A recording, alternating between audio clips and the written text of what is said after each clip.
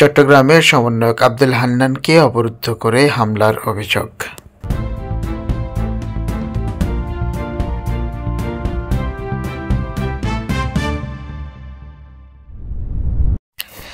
বৈষম্য বিরোধী ছাত্র আন্দোলনের মুখ্য সংগঠক আব্দুল হান্নান মাসুদ ও কেন্দ্রীয় সমন্বয়ক রাসেল আহমেদকে অবরুদ্ধ করে হামলার অভিযোগ উঠেছে।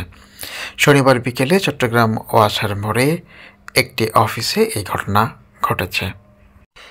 জানা গেছে, ওয়াসার মোড়ে ওই অফিসে অবস্থান করছিলেন বৈষম্য বিরোধী ছাত্র আন্দোলনের সমন্বয়ক আব্দুল হান্নান মাসুদ ও সমন্বয়ক রাসেল আহমেদ।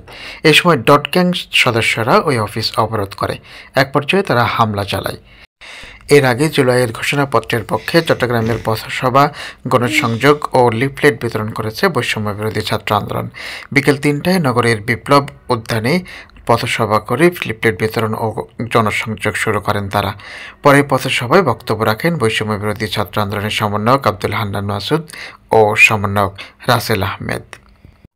এতে চট্টগ্রামে বৈষম্য বিরোধী ছাত্র আন্দোলনের মুখ্য সংগঠক আব্দুল হান্নান মাসুদ বলেন, জুলাইয়ের ঘোষণাপত্রের জন্য আমরা সরকারকে আলটিমেটাম দিয়েছি।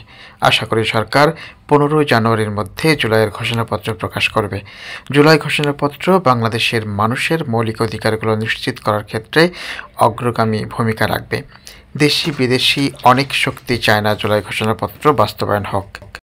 বৈষম্য বিরোধী ছাত্র আন্দোলনের সমন্বয়ক রাসেল আহমেদ বলেন, জুলাই ঘোষণাপত্র প্রকাশ করতে অনেকেই বাধা দিচ্ছে, অনেকেই ষড়যন্ত্র করছে।